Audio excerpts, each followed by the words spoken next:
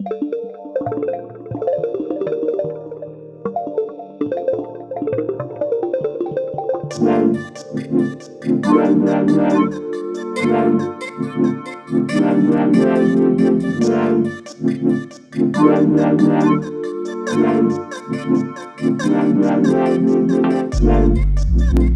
people, we are back again for the second part of season 3.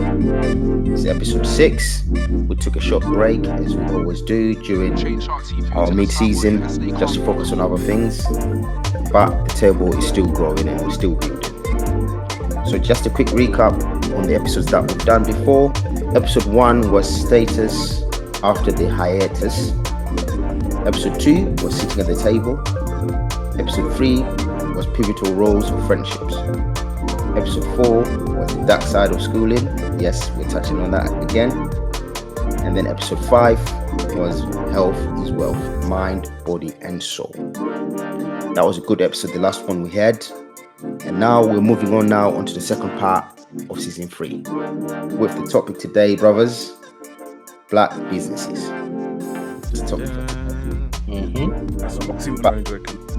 Wow. Wow. But before we do that, just a quick plug for ourselves, our brand new website. Remember, people, we've got a website out there, www.onesaf.co.uk. Please do give it a visit.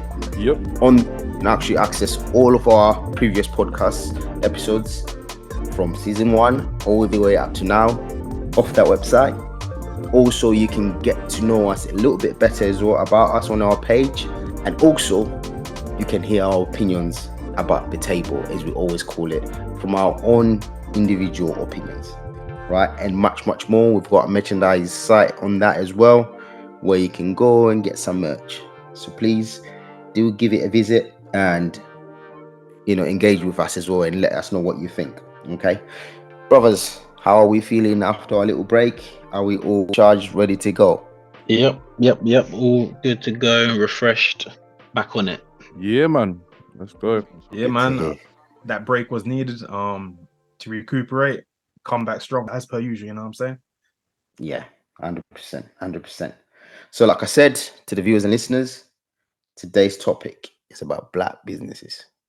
Yeah, brothers, what's the first thing that comes to mind when you hear black business?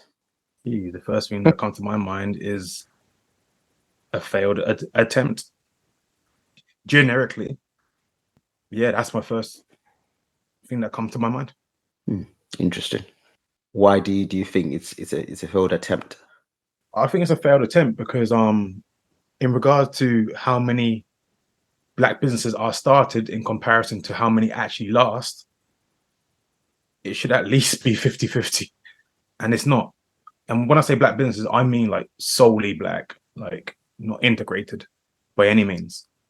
Okay. And I just think that it's not done what it's set out to do, which is establish a black market that's owned by black investors, black business owners, black resources, black distributors, and black customers.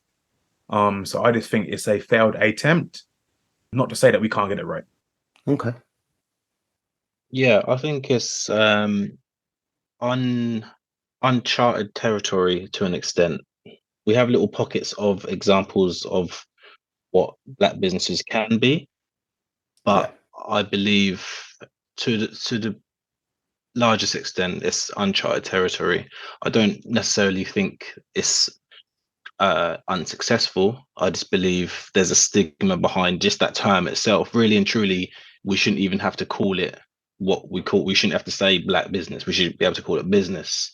So it could be seen that we're stuck in a mindset of black business, and then it brings up loads of connotations and loads of historical examples of success, but also a lot of trauma, which I'm sure we'll discuss at some point. Yeah, definitely. Yeah. Jay? A lot of things comes to mind, but I usually think of, similar to what Em said, like uncharted territory, but more in the sense of there's a lot of stereotypes surrounding black businesses that kind of creates a ceiling. So yeah, so almost like I think of like a glass ceiling when I think of black businesses. Okay. Interesting. Like when you say stereotypes, examples. It's not efficient. It's bad customer service is probably the biggest complaint about black businesses in general. So bad customer service, inefficient, not professional. Put a pin on that. We'll get back to that one. So for me, what comes to mind when I hear that, I personally don't like the term black business because I don't hear any one of our counterparts name their business like that. Like you said, black business. I don't hear Asian business. I don't hear white business. Do you know what I mean? I understand why it was formed.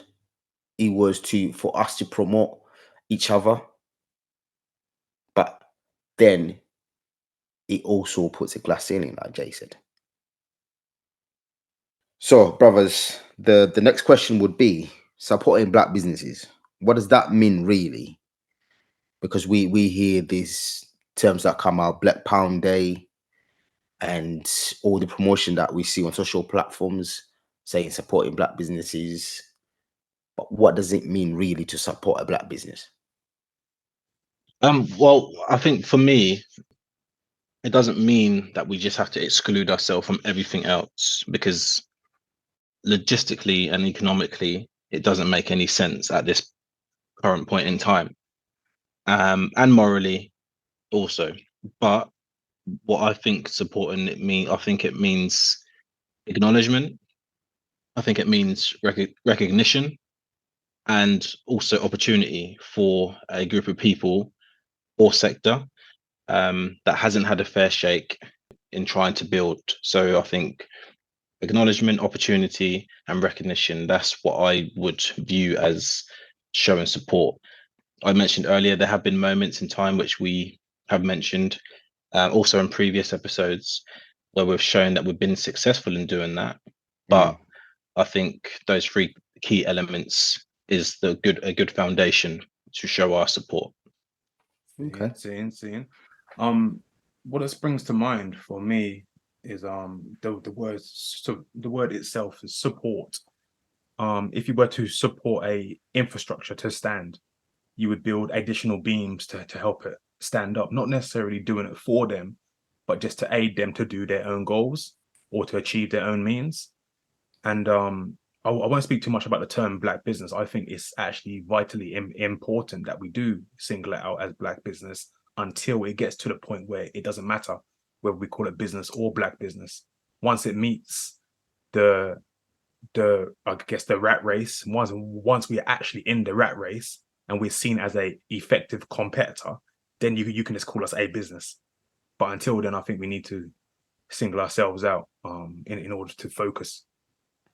But in regard to support, yes, it's about what M said, and it's also about strengthening what we mentioned before in one of our podcasts around the circulation of the black pound.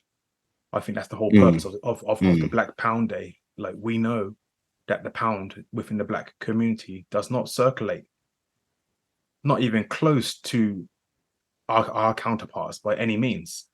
And that's important because what does that mean over a period of 200 years? It means an establishment of an infrastructure where you can lean upon and you don't have to rely on a system. The system that we already have worked out is not exactly in our favor. So instead of having to turn to a system to beg for funding, to APs, we can just turn into our own communities and get the funding that way and improve our community that way. Because trust me, the councils, etc., have the money to improve our community, to improve our housing. But why are they not doing that? It's because it's their money. It's that simple. So until we can say we've got our money, we've got our pot, then we can improve ourselves. We need to be supporting that black pound circulation. Supporting your own black businesses is about spending that extra 20p just so it circulates amongst your people longer. And I speak out of experience. I've done that. I do that. Sometimes I won't say to a detriment, but sometimes to the lack of appreciation of those that you spend it with. But I've said this many times, because of the position that we are in, we have to give ourselves a love that we've never seen or experienced beyond before. And that love sometimes might not be appreciated by the person receiving that. But until we get to a stage where that support, that infrastructure is solid and we're in the rat race, we need to keep giving that to ourselves to support ourselves, so we're not undermined in this business world. Just to touch on that as well, what you said last time I checked, I think it was 2 hours that a pound circulates in our community. That's 2 hours. It's something ridiculous. It's not even a day, Yeah. man. That's It's 2 hours last that's time I scary. checked, but that's a while ago. Yeah. It's quite interesting. But yeah, Jay, man, I'm interested to hear your thoughts. I see it as like a full circular system, and by supporting with money, that circular system, it affects the lives and livelihoods of Black people. So Black people making a conscious effort to spend their hard-earned money, because it's hard-earned money, we try to circulate it back in some way or form by supporting Black business and commerce. And in turn, that helps those quote unquote Black businesses, because I'm kind of with M on it and T. I don't really like the term Black business. It just, I think it's maybe because the word Black has so much negative connotation in society. It just feels like it's a slight dig. Like, yeah, you guys have a Black business. It's like they're taking a jab, but that's a very different conversation. So yeah, circling back, it's just Black people making a conscious effort to support a business owned, run by Black people, which then will affect the lives of Black people and the Black community as a whole. Yeah, I just want to say an extra piece as well. Part of the support is there's multi-facets. We can't cover everything in this podcast. So there's way more facets to what we're talking about here, but we're just opening the door to a train of thought. Critique. Supporting your Black business is also about critiquing them. And it's about the Black business owner or owners receiving that in the right light. I feel at times, and I get it, your own business, that's personal to you. So if someone criticizes your business, you might take that personally. Like, you might take it as a dig on you.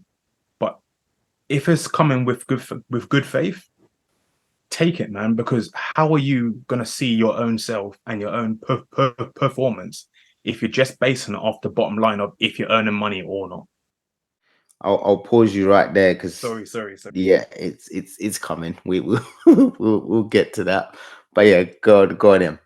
Yeah, I just wanted to just bounce back on like the term, because I think this is where wires need to maybe be crossed or uncrossed, because using connotation, like Jay mentioned about the connotation of Black business, so it's not necessarily the fact that it's negative, but I think immediately you start putting invisible ceilings on certain areas, because from what I've heard in terms of what you guys have said, it's like, okay, Black people need to support other Black people to make their business successful, but that's not what business is about. Fundamentally, we want, what we're trying to say is that people need to, my vision of support is, regardless of who you are and what you are, you should be supporting this business because it's worth it. So it's not just you buy my product because you're Black. No, you, Asian, white, whatever, you buy my product because my business is worth it. And that's what I mean about recognition and acknowledgement and opportunity. Give my business the opportunity, you give every other business the opportunity, regardless of what I look like to you and what you look like to me. And I think if we obviously, I understand about creating that foundation and circulating the pound within the community, but we have to also think like blue sky and break that ceiling where actually the appeal isn't just inwards, it's for everything, like every other successful business. Does that make sense? Like, I just think that's something that we need to juggle two things. Like, okay, let's get that foundation within the community and circulate, but actually let's not close the door to commerce that can come from outside of a community, because we want to be successful like the next man. No. So that's why that term sometimes triggers the wrong emotions, because it immediately starts putting barriers in my head. Isn't But that a misinterpretation though on the person who receives that word? Because why does it's almost like we've bought into the dialect of the Englishman. If we hear black something, we just take it as negative. Then no, haven't we taken well, on rates of? I don't think it's negative. I think it's just like the term black excellence. I don't necessarily, that's not something that I also, that's another thing that I think, like, it's excellence. Like what you're, but on one side, when you put that word next to it, it's kind of saying, well, actually, this is just a separate section. No, It's a different it's category. Yeah. it's excellence. Excellence is excellence, and you just happen to be a black person that's excellent at doing whatever you're doing. This is business, and the person that is fronting it, or the CEO or the directors, just happen to be black. Give me the opportunity like you're giving everyone else. I think that's the deeper message. But I understand why we're talking about this, and I guess I'm not trying to overlook what we're trying to do uh, fundamentally. But my head's just spinning on two different uh, wavelengths at the moment. So that's just my internal thoughts coming out. Sorry, T. No. You're good. You're good. I think you raise a valid point, because the way I look at it is this: black business and supporting it. I think the way they came up with that term was for us to be conscious of it. Obviously, I've got an off license around the corner. I've got Sainsbury's. Sainsbury's is selling their milk probably £1, and an off license around the corner who, it's the black person that owns it, has got £1, 5p. Right? It's a conscious choice to go and support my own. Why? Because in return, it grows our community. So our sentiment behind it. But like you say, I also think on the other side, on the other hand, it does put those barriers in, because it makes maybe other people feel like, oh, so we're not welcome then. Is it just your own party then? Do you know what I mean? And we have to be careful about that. But also on the flip side of things, when you talk about supporting black businesses, my next question was going to be around responsibilities and the pros and cons of supporting black businesses and being a black business. Because we also have to look at it. We've got a business, brothers, yeah? We have to look at it from the consumer side of things and also from the owner's side. I'm in the trade, and one thing I've experienced a lot is, for some reason, when I deal with my own people, it can be challenging, because it's either you're looking for a bargain coming to me, or you claim to be supporting a black business, but really you're not, because there are other motives that you've got. So that's my other next question would be, what are the responsibilities and what is our mentality running a business as a black business? Because just being a business seems to not be enough, and just having the fair share opportunity to say, you give every other counterpart, I'm on the same level, my product is exactly the same. Where are we going? Sorry, do you mean what are our responsibilities as a business or as a consumer to a business? Two-sided coin, as a consumer and also as a business, because we've got a business. What have we seen from other businesses that we think, right, we wouldn't be doing this, we would be doing this? And also then turn it around to you being a consumer now. What would you like to see from these black businesses that we don't seem to get, or that we seem to get? Because it's not all negative. Okay. So in terms of responsibilities as a consumer, first and foremost, or as a potential consumer, Mhm. I think a responsibility is if the product's good, then it's my responsibility as a consumer to signpost, to share uh, my experience, just like I would for something else, whether it's, I don't know, a tweet, a repost, or whatever it is. I think it's my responsibility to say, okay, this product's good. I need to pass that on for another, because we all know the power of word of mouth. So I think that is still one of the biggest business tools out there. My responsibility also for a potential business or for a business and a black business in this current climate is not to shut it down. Not to shut it down immediately. Just because I've had maybe experiences of businesses letting me down or whatever it is, but for some reason we tend to shut down our own businesses quicker or at a quicker rate than, in my opinion, than any other type of business. So as a consumer, I would say signpost, share, don't shut it down. As a business ourselves, our responsibility is to install trust, consistency, and quality. And I know we talk about customer service a lot, which is very fundamental across most things. But I think before you even speak to that customer, have you got your house in order? Where people, because you're always going to have those mystery shoppers. You're always going to have those, as Kay mentioned, about those people that are critiquing just subconsciously. Like, have you got your house in order?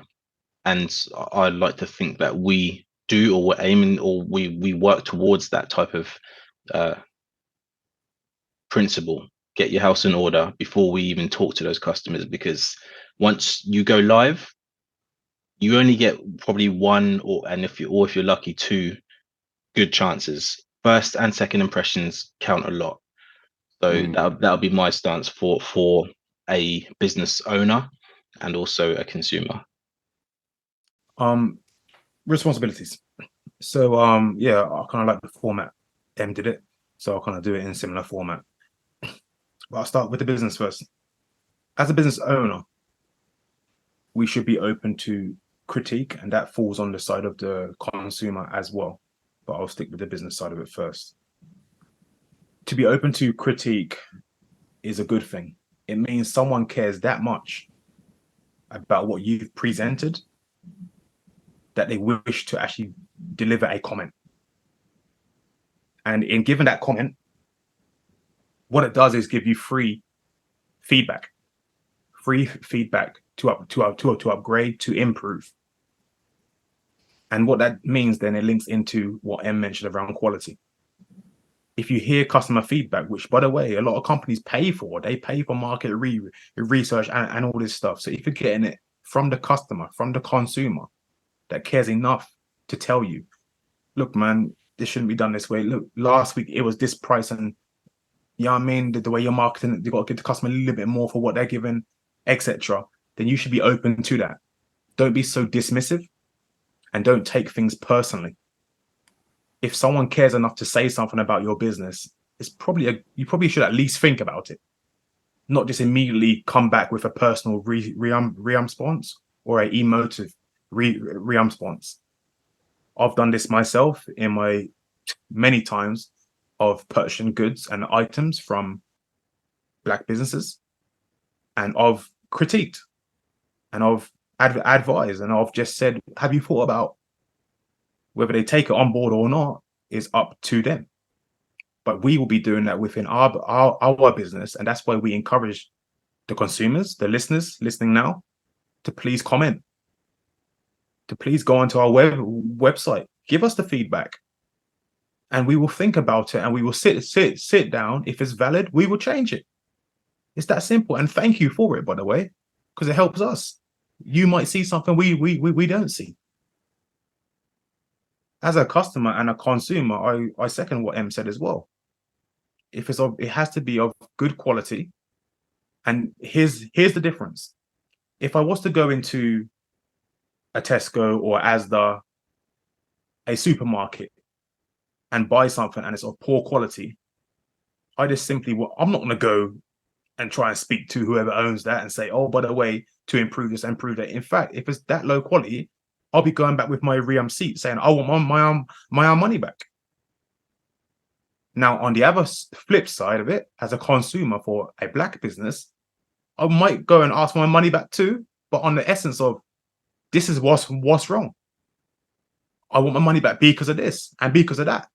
or because the quality is not there, or because the timeliness wasn't there, or you said you would be doing this and that on this day and that day, and it didn't happen that way. So what's going on?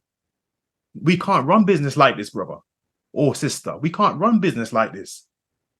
I want to work with you. I want to buy from you. But if this continues, my money can't stretch that far. I will go somewhere else. But before I go somewhere else, I have to tell you about improving your own business as a consumer of black business. I think that's where the fine line is for me around loving ourselves and loving our people and trying to strive for a better future, man. Yeah. I agree with that. As a consumer, yeah, it is having that's a little bit of patience, because we are still, how can I put it? We're still new in this, in terms of successful black businesses. We're still new. So just that little bit of patience, and like Kay said, honest feedback, constructive criticism, and yeah, just having that faith that, you know, you are, as a consumer, doing the right thing, and you're buying into products and companies and people that are going to do the right thing, if that makes sense. But like Kay also said, you know, there's only so much. At the end of the day, this is hard-earned money. Man has to get up and go out and graft for that money. And as much as you may want to support quote unquote black businesses, if they're not doing the right thing, there's only so many chances you can give. 100. So that's how I see it. As a business owner, one main thing, it's treat your business how you would treat it if you was employed by someone from another nation. Give your own business that respect, that courtesy, that the time, the attention to detail that you would give if you was employed by someone of another nation. And I think through that, you would see improvements. Levels, man. Sorry, G. Just before you, just based on what Kay and Jay kind of mentioned, I think a question, obviously, to you guys, but also the listeners, because I know there's a pattern anyway in terms of, like Jay said, patience, and I think that's one of the key things that we need to do. Going back to the supporting question, is patience, because men, how many times have you ordered a takeaway and they've got an order wrong? How many times have you been to a supermarket and they don't have a product that you wanted in stock? Like, how many times have you done like an online delivery and it's been late? Or had poor customer service with like a phone company or TV company or insurance company? Like, people, how many times have you had bad experiences with reputable companies, big companies, companies that you use all the time, but do you still go back? I'm sure there's the extreme cases when like you kind of wash your hands and like that's it. But I know for a fact, and I can put my hand up and say, like, there's a lot of companies out there where I've given chance after chance after chance, especially a particular fast food company. When they get an order wrong, but you still go back. So that patience, we need to take a little bit of that patience that we have for all these other companies, and we just need to inject it a little bit into when we are experiencing certain scenarios and circumstances within our own community. Sorry, T, I just thought that's just based on what you guys have said. Like, that's heavy. We need to really drop that one. Where do you think that comes from? Because you spoke to something there that is unspoken of, especially amongst black people when we talk, because it's quite easy to talk about black business and just slate it, isn't it? It's quite easy. We can all say, oh yeah, the attitude, oh yeah, the this, that, oh yeah, the quality, oh yeah, always late. You know, all the typical stereotypes that they've been giving us from day one, we suddenly put on ourselves. And we don't help ourselves when we play to it. But you're right. Every company, I've never worked or been or be a consumer of any company that I haven't had a problem with. And I will stay on that phone for how long? I will cuss them. And then all it takes for me is to get about 4 weeks and to be hungry. And I'm back in the shop. I'm back. I'm back in the shop. You know what I mean? I cussed some guy out for always charging me 1 penny over. And I noticed that he's been robbing me for 1p, for 1p, for one. I said, no. The price on the board says $4.99. Just because I'm paying by card, don't type in 5.00. Yeah? And I wanted my penny back because the price on the board says $4.99. Don't charge me £5. And this is not a black business. To the point that they tried to ban me because I dared to ask for my penny back. But a few months down the line, get a little bit hungry. You realize they got some decent deals, and you're back in there. So why is it, when it comes down to our businesses, that we don't have that same level? That's the golden question, man. But I think it's deep rooted in, and you meant, once again, I'm just listening to what you guys are saying, but that lack of love for one another, but also there's an ego thing. But amongst black people, there's so many divisions within just islands and countries and stuff like that, where you don't want to kind of. I had this conversation with someone the other day, like, we are so critical because it's not to our liking or disliking or the attitude. That's crazy. I don't think that question can ever fully be answered, but I think a lot of it just stems from, we never want to give shine to something else, because I don't know if it comes from just trying to keep up appearances, or I really don't know. I can't even answer that question fully, but I know there's something wrong. I know there's something where we are so quick to write things off. And I must say, like, I know immediately when people say black businesses, the first things we think about is food businesses. Obviously, but that's not. There's so many different businesses, and probably businesses that don't get the credit. Like, you guys know better than anyone, like T&K, like going to the Black Business Conference, saw all the different types of businesses, and probably none of them there were actually food, unless if I'm not mistaken, or very few were food. But our mindset immediately goes to that bad experience when we go to the shop and they haven't got something, but we get an attitude, and then we paint that impression on any type of business that we may encounter, and actually we're killing ourselves, literally, financially. We're killing ourselves, and mentally and spiritually. Good point. It's a good question you asked as well, Kay. I want to jump on that question because for me, I think, like you said, you can't completely put your finger on it and answer it 100%. But there's a few elements there that I can pick up on. One thing, like with like said, with the bigger companies, that's just an employee on the other side. That's not to give a pass. One thing that gets us as a black business is you're talking directly to the owner of that business, right? Yep. And you get the same outcome as if you're talking to just a random employee. And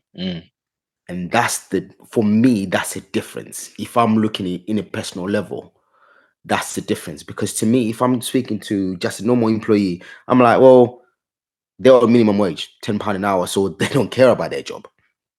Do you know what I mean? Because I know if I say, oh, let me speak to your manager, and then I escalate it, things may change. Not always, but they may change. If I call head office, complain, I might get a refund, right? But when you're dealing with our own businesses, normally, especially in the service industry, you're directly in contact with the owner, and the owner is acting as if they're employed. Yeah, I see your point there, T. I see, and obviously we're speaking in general. To Yeah. the listeners, we're not saying every black business is like this, etc. But yeah, we do tend to have a lot of small businesses, in it, T. And it's because of that small level of business that we end up speaking to the owner more often than not in our own personal experiences. And I think that's the key thing there. Now, that brings up another thing now, T. Mm-hmm. Have we been taught to run business correctly?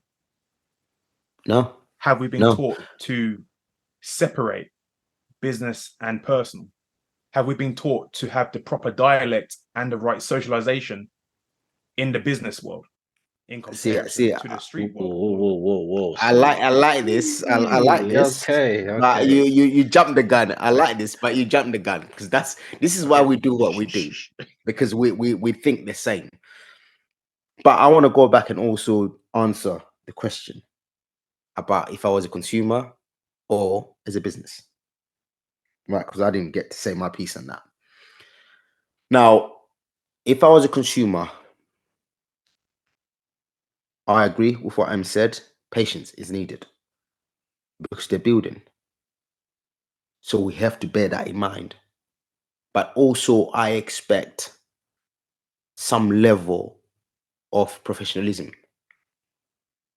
And like I said before, if I'm dealing with the owner, I'm expecting better service than me going into one of the top 5 supermarkets. Why? Because it's your business. It's not to say because you're black, I need to. No, it's your business. As the business owner, you should be looking after that business as if it's an egg. It can crack any minute. And touching on the point that you said, Em, about closing down the businesses, it's mostly because most of our businesses are run by one person or 2 people. That person goes off sick, that business is getting closed up until that person is better. And we need to step out of that mindset.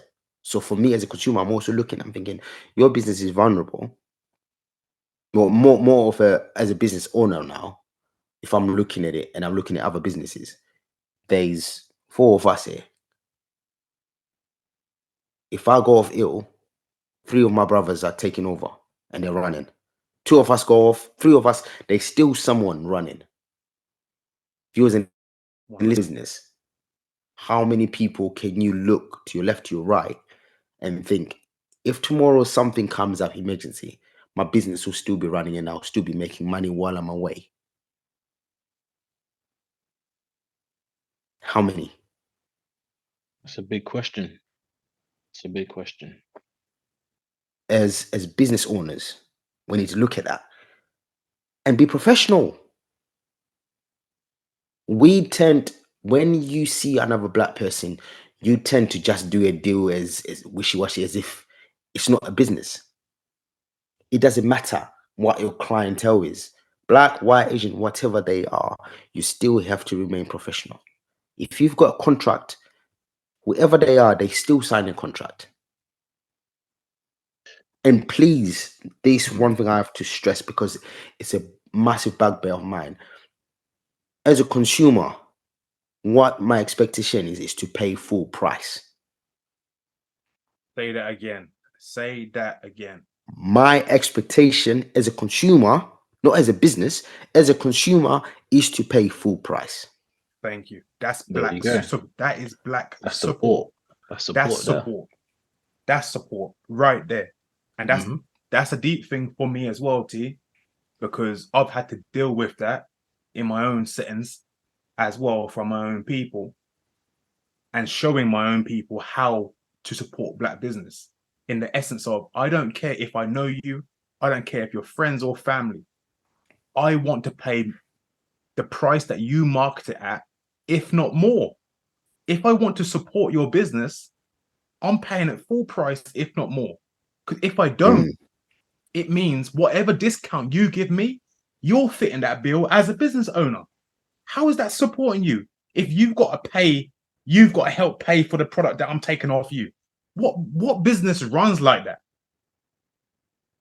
And that's what I mean. And I had to inform someone close to my life about the correct way of supporting your own people by mentioning and saying, "Nah, you can't do that. Oh, can you fix me up this, that?" You can't do that. Like, if you want him or her to succeed in their business, you have to pay for their product.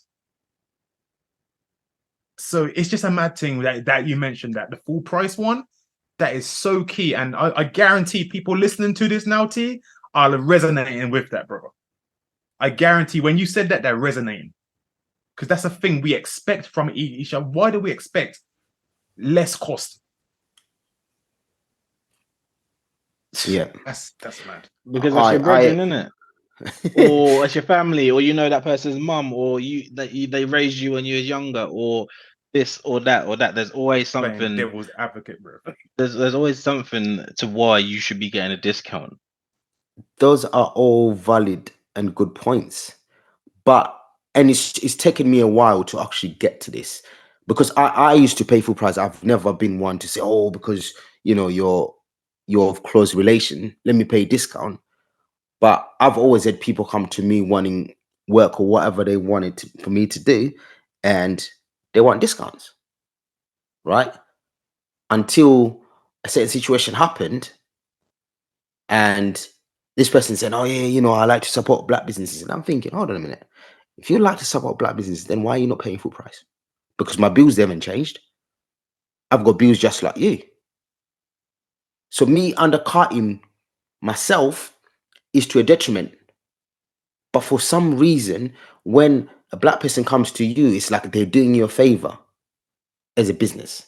And you as a consumer, you think, oh, I'm doing you a favor. But if it was any other race to come through your door and give you a quotation, you would pay that full price. Yeah, I think the difference is, and just going back to what some of the other guys mentioned about small businesses, like what we as people, and I'll put myself in this in the same bracket because I'm not higher than anyone else as a consumer. We need to realize that this term of discount or getting a bit off, like big companies can do that, but big companies do that because they're established, they're big. But normally, I don't know, either see it on the television, I don't know, New Year's Day sales, Boxing Day sales, Christmas sales, summer, Easter sales, like normally, or even you get emails, you'll get an email thing from companies, Adidas, Nike, 50% off, Ace, or whatever it is, you'll get communication that the company is deciding to apply a discount to their products. But if you're receiving that email or you're seeing that product placed somewhere, you've probably already invested in that company already, and you've probably already paid full price already. So you are a consumer of that brand, of that product, of that company, but the company is now deciding, right, we are going to do that. The difference is with our people is that we're expecting that level of flexibility for our products. Like our people are expecting that for small businesses that are trying to get to that level where they can pick and choose when they can offer discounts and on season or seasonal discounts or stuff like that. And we need to get out of that mindset that actually it's a small business, I want to support it, but I need to kind of treat that a little bit differently to what I would treat those normal companies that come through on my emails or on the television, because they're not there yet. And this goes back to what Jay said about that patience. We're not there yet. So give us a bit of time to build up where we can make that decision. My man shouldn't be making decision for me whether I'm given a discount. If I want to give that, and if I can, and if it's not harming my business, what I'm trying to build, then cool. But you as a consumer, for the best part, shouldn't be dictating what I should be doing for my business. That's as simple as that. And there's just one other thing, because I know I don't want to kind of just go off on one, because this is actually such a big talking point within our community. We also need to find our own level of professionalism. And what I mean by that is we are assuming that, so when we talk about professionalism and customer service, we're obviously kind of catering it to the normal kind of British standard telephone voice, this, that, and whatnot. But if you go to Bossman Chicken Shop, do they give you the same service as an employee in McDonald's? If you go to a corner shop, do you get the same level of service or the same even just any essence of service to if you just to speak to an insurance company? Because the answer is no. You get different levels of communication when you're going to these places that you regularly go to. But we've got it imprinted in our mind that we have to speak a certain way and do things exactly the same as what we've kind of been brought up to. And I don't think that's the case. I don't think we need to be the kind of, like I said, quote unquote, telephone voice as a business to be successful. But we just need to find what's comfortable with us. We can still be respectful, we can still have manners, we can still be professional in our own way, in our own culture. Just like when we go into different culture shops and stuff like that, we kind of adapt to their surroundings and their environment. They don't change for when we walk into the store. So it's just about tweaking a little few things for us to be comfortable, but we got to find that first. We've got to find that first, keep using it, rinse and repeat, replicate, and be comfortable with it. Because that's such a fine line when we talk about customer service. Yes, we've all had experiences of people that have just been downright rude, or they're just haven't shown a level where I can work with. We can't ignore that. That is a problem. But there's also times where actually we ain't done anything wrong. You just haven't given us that, once again, opportunity, or you haven't acknowledged. So honestly, there's so many dynamics to it, but I think there's sometimes we overplay certain elements like customer service and stuff like that. So I just want to make it clear that we shouldn't have to be exactly like this model over here, because that's not us. And we're trying to get out of that, where we're trying to get out of that system where we have to kind of placate and be a certain way when we go to the workplace, and then when we come home we're different. No, I think there's something in the middle where we can still be us and still have our own culture, but still tick those professionalism and customer service boxes. I'm sorry, listeners, that I've rambled on. I'll be quiet now.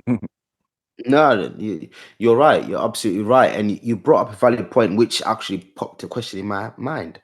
When you talk about big organizations putting sales on, do you think they're running at a loss when they put those sales on? Because the difference between the big businesses, in my mind, is they can put those sales on because they've already mapped up 5 times more anyway. So they can still afford to put a sale on and still make a profit. Whereas as a smaller business, I give you a discount, I'm running at a loss now. That's something we need to be mindful of. Smaller businesses, they can't afford, and there's a certain um how do I Go say on, it go on. now?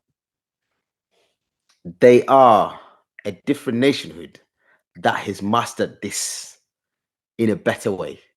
Boys, I'm sure viewers and listeners, you will know who I'm talking about when I say this. You go in a shop and you ask, how much is this, boss? They'll say, for you, I'll do £20. Mm-hmm. And what does that automatically make you think? It personalizes it. Oh, for me, okay. And it also makes you think you got a discount, didn't you? Yep. And now you're invested now. Right? So they must have realized, like, hold on, we're running a loss. We're running a loss here. What are we doing? So now if we approach it in a different way, it makes you feel like, actually, you're already getting this. Yeah, for you, I'll do £20. Viewers and listeners, I'm sure you will know. If you've shopped around, especially in London, you will know. Right? Camden. And then you don't even bargain with them. You're just like, oh, okay, yeah, cool. I'll pay you £20. 100 Dirty. I resonate with that fully. Just a quick one before I close down and we go to flow. It's also about Black businesses and how they do their job when they meet Black customers.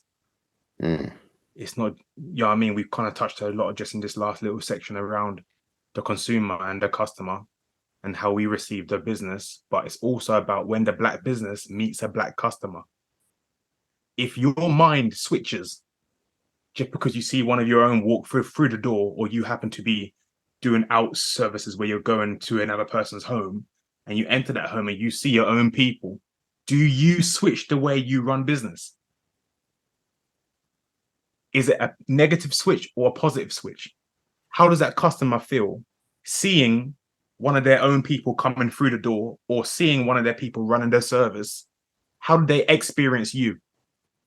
You have to think about this, because if you're going to work for another nation and you're going to make sure you know what, these people got money, man. If we do a good job here, I'll do an extra bit. You know, I'll make sure it's extra clean. You know what I mean? I'll make sure I line this tiles up on the wall extra straight. I don't want 1 millimeter out, because these people got money, man. And you almost respect them because they are different from you. Now, guess what? When you go into your own people's home, do it better. Do it better. Instead of, nah, it's not going to be 1 millimeter. 0.1. I don't want it out by 0.1 millimeter. Does that happen? Do you feel that element of want to do better for your people when you do them a service? Because there's some black customers out there that have experienced you given less quality, less time, less patience, less ability to negotiate, and has seen you as quite combative, quite unreasonable, quite offish, to the point that this is the last time I'm going to call this company. So it's also on the black business owners or who you employ. Deal with it, just like Jay said. Deal with it, just as you would another business. If you were working for another business, if you were a staff member working for another business, and you went to another person's home, you would be on your P's and Q's. Well, if you are a black staff member working for a black company, be on your P's and Q's. It's that simple. You're absolutely right. You're absolutely right, because that's crucial.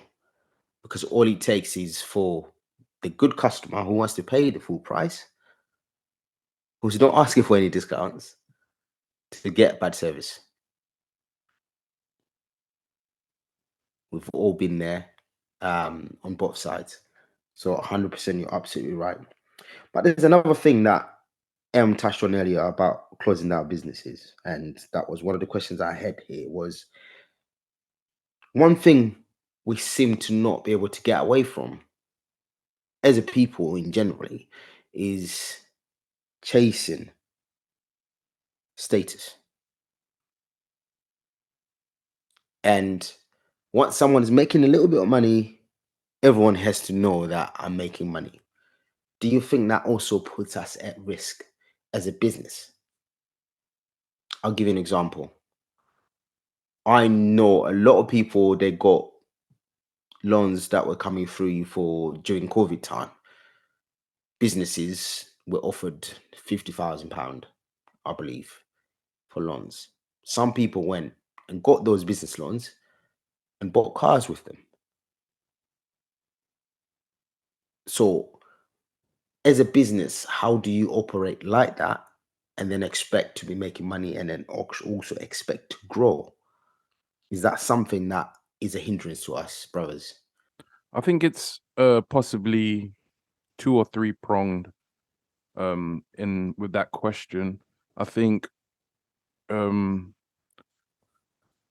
clout or status is now the new currency. You know what I'm saying? People would rather to be known or to be seen than to provide for themselves and their family financially. It's actually tipped the scales now, where content is content over everything. That's the world we live in generally now. So appearing that you're a successful business may be, to some, more important than actually being a successful business. So which is a complete hindrance to us right there. Then I think there's also a psychological aspect of it, which some could argue came from slavery and colonization, and the effect that has had in terms of Black people don't really know true value. So we tend to present our value on the outside. So we buy flashy cars, jewelry, designer brands. We want people to see our wealth on us. Do you know what I'm saying? So that's definitely a hindrance to us. But then again, how do you encourage other people to want to be entrepreneurs? Like, you have to show them something, or else they're going to look towards the drug dealers and the rappers and the other black role models that we have usually in media and sport. So if you want to move more people into entrepreneurship, being your own boss, having true ownership, we have to show them it is successful, that it can be done. Do you know what I'm saying? So it's a double-edged sword, I think, in some ways.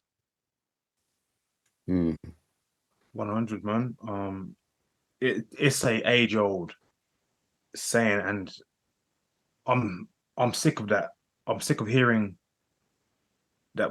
You know what I mean? Not that it's wrong, but I'm sick of hearing that we like to wear our wealth, we like to wear our value, we like to showboat and show off. I'm absolutely sick of hearing that. I've been hearing that for the longest, and unfortunately, if we keep hearing it, and if we keep seeing Do you think that's valid though? Even though you might be sick of hearing it, but is it not valid? Yeah, which is my point. Yeah. I'm sick of it because it's valid. That's why I'm sick of it.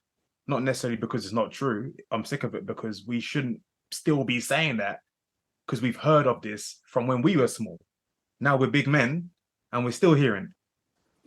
Yeah, you understand? Like, it's the fact that there's not been any progression on that subject, particularly, that bugs me. And that needs to change. So we need to make better decisions. And when I say we, it is the general we, because us sitting here now, we are making better decisions. With the whole status and the whole clout thing, man, and the whole, I guess, materialism, the appearance and all stuff like that, that has to come from somewhere of expecting it to go quickly.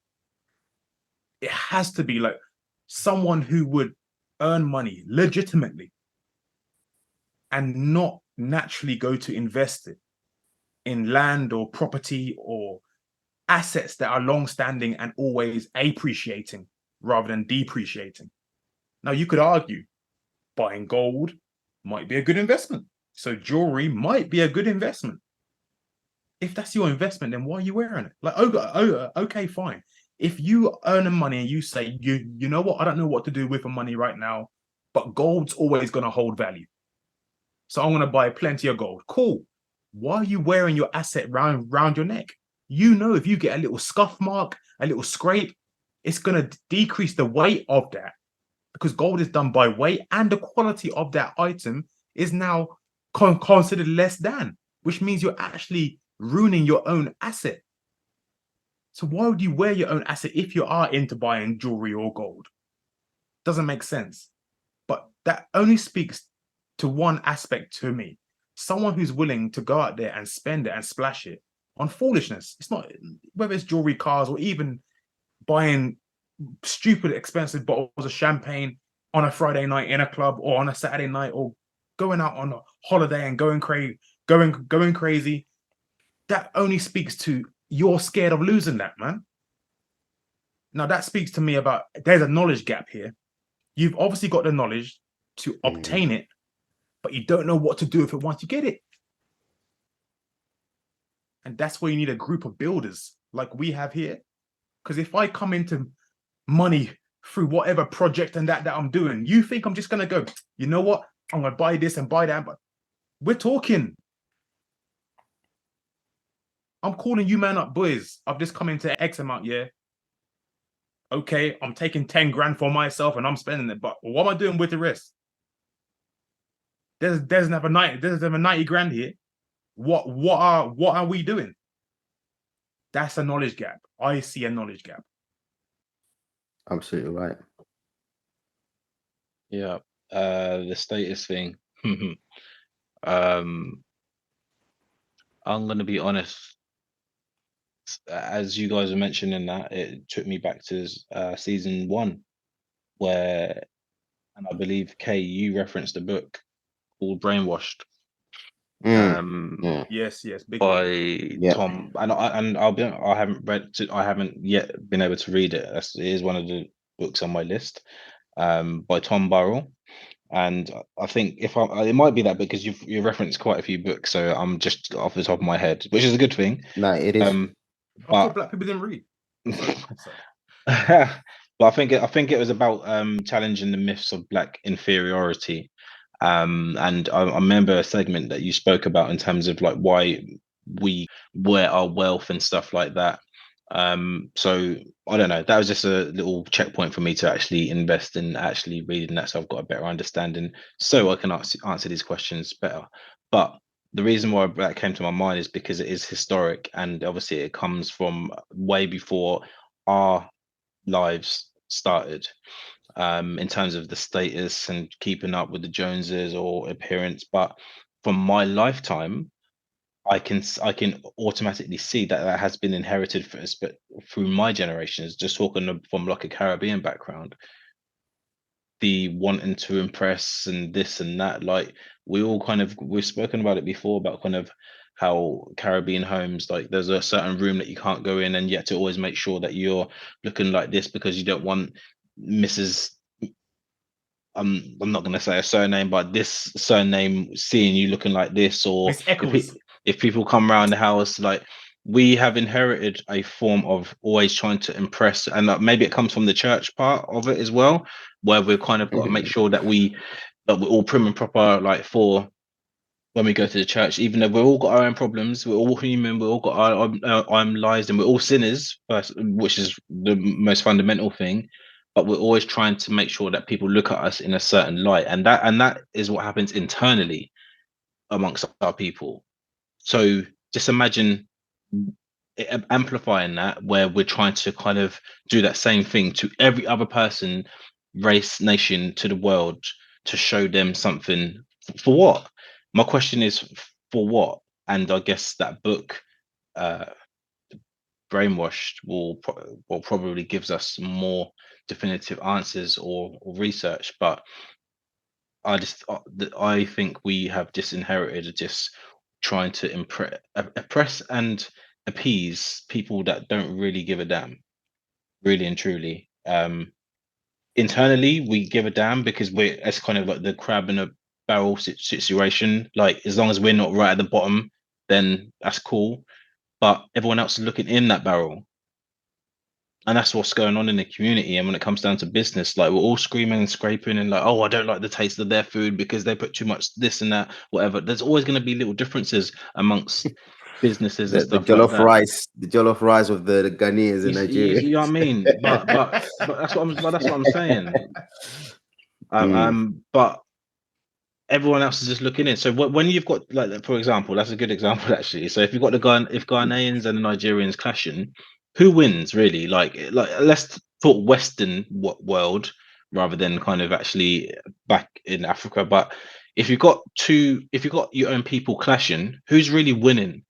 Clashing over businesses or clashing over kind of product, who wins out of that?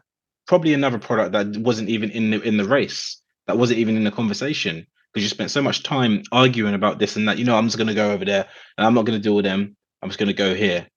Or they got my order wrong, I want to go here. Or they didn't deliver my shoes or whatever it is, I'm going to go to this. So when there's internal bickering, clashing, status, kind of ego, all of that stuff, no one wins from that apart from everyone else that are looking in that barrel.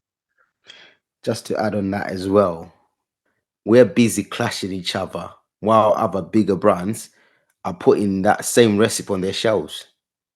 So they come and my point steal it exactly. right under our nose, and they put it in their shelves, and we're too busy arguing that we don't realize what's happening. Yep. So my thoughts on status. It is quite interesting for me, even on a personal note, because I've been there. And if I'm being honest, it takes some level of being mature and having humility to actually snap out of it. All right.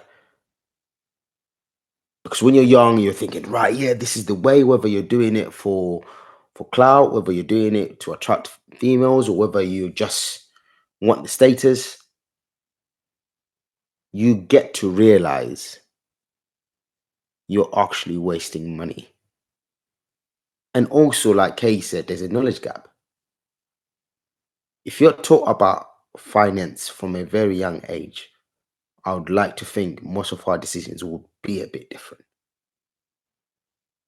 So viewers and listeners, I implore you to teach your kids from a young age about finance. For me, what's important is this, and for my brothers, I know it's the same. It's legacy. It takes 4 generations to move up into a different class. I'm sure I've mentioned this before. You've got a business and you want to see your business grow. That means you need to teach your kids to take over that business. And that business needs to stay in the family for 4 generations for it to be competing at the highest level. That can only be achieved by you having humility and having the financial education to realize, I don't need to buy a chain. I don't need to buy an expensive car and all of this just to show people. I can just live a comfortable, normal life where if something comes up, brothers here say, oh, we need to do this. I don't have to worry about, oh, have I got enough money? Have I got this while I'm driving the nicest car out there? You could spend £1,000 on a car and that will run into the ground. You don't have to worry about it. I remember I've always given this analogy out of, well, it's not even an analogy, it's real facts. Previous car I had, if I had a puncture, my heart would skip a bit because of how much I would have to pay. I'm not even joking, right? And then I bought a car for £1,000. I got a puncture. I said to the guy, check the other 3. Okay. Yep. I hear Make that. sure they're good. Right? All because of decisions. And I still went from point A to B. And I did more in a £1,000 car than I did previously. So viewers and listeners, it's just about making the right decisions and realizing the biggest flex, as they call it, you can have is to be financially secure and making sure you don't close up your business. Your family takes over, your kids take over. We know of another race that does this a lot. They will have their kids working in whether it's a shop or whatever it is, from a very, very young age. And they're prospering. So why can't we look from a distance and take notes? You don't have to do everything they do, but you pick what you think is vital to you and you leave the rest. We need to do more of that. Which brings me to my next and final question, brothers. Conduct. Okay. Now this is big. What's our thoughts on business conduct? Boy, I think conduct is expected. It's expected. And there's an and I guess I said this to M and J earlier, that because we've been together from so early, that I think sometimes I take it for granted, like how our conduct has been. And of course, later in my years, meeting T and other brothers as well. And just the conduct has been so good. And it's that level of conduct that we've always had amongst each other that has caused us to know that we are going to be good for each other within business, to have a level of trust, to have a level of belief and integrity, to the point that one of us could go and represent the company in another meeting. We don't have to sweat about it. We don't have to think, will T be there on time? Will T feed back to us? Will T say the right things? Will T not make? Same with Jay. Jay can go off and do his own thing on behalf of the business. We're not sweating. M can go and do that. We're not sweating. And I'm sure they can trust me to go off and represent the business, and they ain't sweating. Because the level of conduct has been there from the beginning. I nearly said the beginning joke analogy. People who know, yeah. But I won't say it. But it's expected. And I think that level of expectancy that I expect with you lot isn't there on the examples that we've given. It is definitely there in Black businesses. I've seen it. I've experienced it. And we are replicating that now. But there's an essence of conduct, as we mentioned beyond 4, when either we are the customers or the business owners, and how we interact. Again, where that comes from, I'm not sure. There's a level of socialization that we have not been privy to as a people. And that might even speak to an element that is beyond our control, the gatekeepers, those who put the glass ceiling. Remember, if you have a glass ceiling and it's there, which means you're rising and that's your limit. You can't have put that glass ceiling in there first, because you would have to have been up there in the first place to put it there. So someone else who's already up there has put in that ceiling. And the horrible thing about it, I've always hated this analogy, but it's true. It's glass for a reason, because they're so arrogant that they want you to see them on the other side. that's nasty people, them, man. They want you to see them and to say, no, that's your place. So we're shifting the whole narrative in terms of, like M talked about, why can't we run our own business? We don't have to switch and be like the whole Western side, blah, blah. We can still run a professional business with decent conduct and still be us. And still be us. We don't have to lose no essence. No one else does. But we have to be socialized. And that speaks to so much. That speaks to accommodation. That speaks to your location where you are brought up, much of which is out of the baby's control when they're born. You can't help where you are or where you grow. You can't help if you're born into in impoverishment or into poverty or into a council state or into ghetto. You can't help that. You can't help if you are the descendants of a certain group of people who've been lost and never found. You can't help that. You can't help if other countries have exploited your land and is still exploiting your land to this day, to the point that you don't even get the minerals of worth paid back to your own country. You can't help that. And that then plays into the socialization that you have amongst each other, because it causes this horrible thing that they know would happen to us. It causes hunger.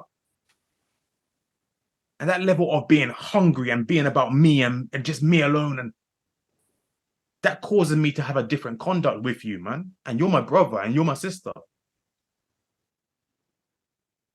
But I'm going to have a level of, standoffish, I'm about you.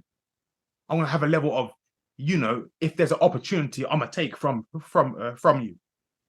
And it's the analogy of conduct where the most hardest criminals talk all that crud. But when then a police officer turns up, who is the number one op for them, they won't fire a gun. They won't bad talk them.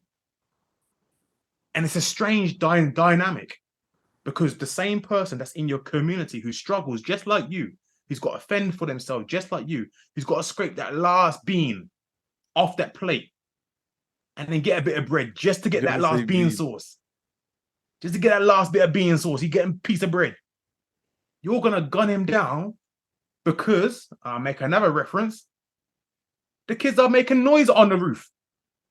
On your ceiling, the kids are making noise. You're going to gun him down. But that same police officer who you hate, when they pass in that cop car, you're quiet as a mouse, because you got no conduct for your own people. But you got conduct from them, though. You got good conduct. So it means that we do have it. We have the ability. We just got to, learn. We just got to cover that knowledge gap. We just got to become socialized amongst ourselves. Yeah. Levels. Conduct is extremely vital because it governs a lot. In the Caribbean, you might hear a mother tell a child, you don't know how to conduct yourself, give him a little lash around the head. And that one thing speaks to so many levels. It's, don't you realize what you do have consequences? Don't you embarrass me? I thought you knew better. These are all things that, if you take into consideration and you practice it in a positive light, would yield a successful business. So I think it's important that we learn it. We have to learn it, especially when we're talking about a business. We have to learn it. We have to hold each other accountable, and we have to look at it as, this is my child, this is my baby. I want to make sure that I represent my baby in the best way possible because it's still a baby. Yeah. I'm doing the right thing. So how we conduct ourselves in business directly, I believe, correlates to whether that business is a success or not. Yeah. Conduct is everything. We've spoken about this before. We spoke about this in an earlier episode of this season about conduct within our own business, and the fact that we spoke about it a little bit last season as well, actually, about having our own code of conduct amongst each other. It's important, man. It's really important, and we have had so many experiences of conduct amongst ourselves, man, and we've had to do little check-ins now and again, and just to make sure that we are going in the same direction. Like, just as there are thousands upon thousands of successful black businesses out there. I do want to get that out there. There can be more, but there are. So shout out to you guys that are doing your thing. But there are, on the flip side, there are ones where the conduct is stopping them from reaching their potential. If you say you're going to be open at this time, be open at that time. You know what I'm saying? Just simple things like that. If you are open to the public, you can't have all your friends hanging about not doing anything, or freeloading, or creating a scene, or whatever it is, because that conduct, the people that you're associated with conduct is going to have an impact on your business. Even amongst ourselves, like, yes, we laugh and joke because that's part of our business, that's part of us. We didn't set a business up to say, oh, we can't have a laugh and joke, whatever, but we still have to have a level of conduct where, if we're in a meeting or something like that, I'll hands up. Today I wasn't on time, but that's not always the case. Just to put it out there. But if I was constantly late, my conduct would come under question, and I'd expect my brothers to say, what's going on? Because your conduct isn't helping us. If we're in a meeting and we've got to deliver a piece, and we've all got our own section to kind of explain to a client or potential partner, and I don't come prepared, my conduct would have to come under question. You kind of let the team down a little bit because you're supposed to deliver the piece on this aspect of the business, and coming late, whatever, you look like you're about to fall asleep. Like, what's going on? It's so important. It's unreal. Like, it really is. And we overlook it because we think that the association, oh, I know them, like, we think that's enough. That's not enough. That should be the foundation to support, going back to what we said at the start. But then we have to add conduct to it, because it's like, we have to draw that line. Yeah, you know him. I might know that guy, but I'm walking into his shop. I'm ordering something online from his business. So I have to, as a consumer now, I have to make sure my conduct is fitting to what he's trying to produce and offer as a service to me. So yeah, conduct is massive. We as a business have a code of conduct. For small businesses that don't, for businesses that are successful but don't have that, that's something to consider, because that's something that you can always fall back on, and you can always refer to if things go a bit left, or there's something questionable. always have those foundations that you can draw upon to go, right, listen, like when we started this, guys, like this is what we said that we're going to do. This is how we said we're going to conduct ourselves. Now, for some reason, we're doing this. Why is that? Conduct is everything, man. Absolutely right.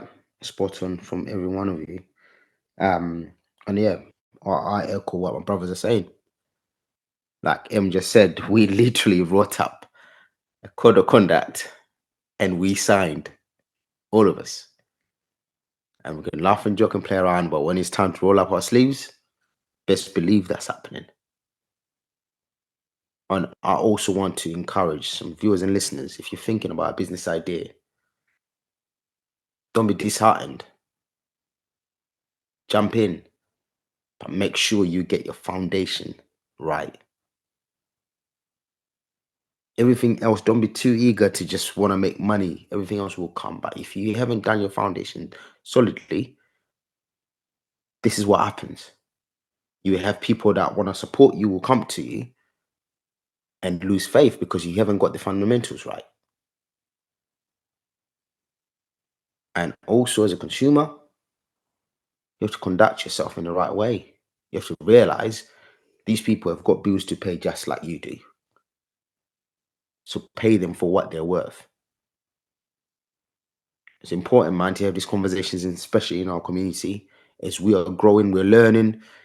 Viewers and listeners, if there's anything you think will benefit us from hearing about on any topic, the previous episodes from season 1 up to now, please do engage with us because we're keen to grow. We want to grow with you. That's the only way we're going to make this through. So, brothers, thank you, man. That was really good. We've come to an end of our session. But before we do, viewers and listeners, you know our social platforms. We're everywhere. Spotify, Anchor, Facebook, YouTube. You know it, we're there. Please do give us a listen and give us a visit on the website www.onesaf.co.uk. Thank you. Boom. Quick question though. Is there any validity to the statement that the worse customer service, the better the Caribbean food? Nah. Lies. No, what? Nonsense. No, I'm not even. Don't even entertain that.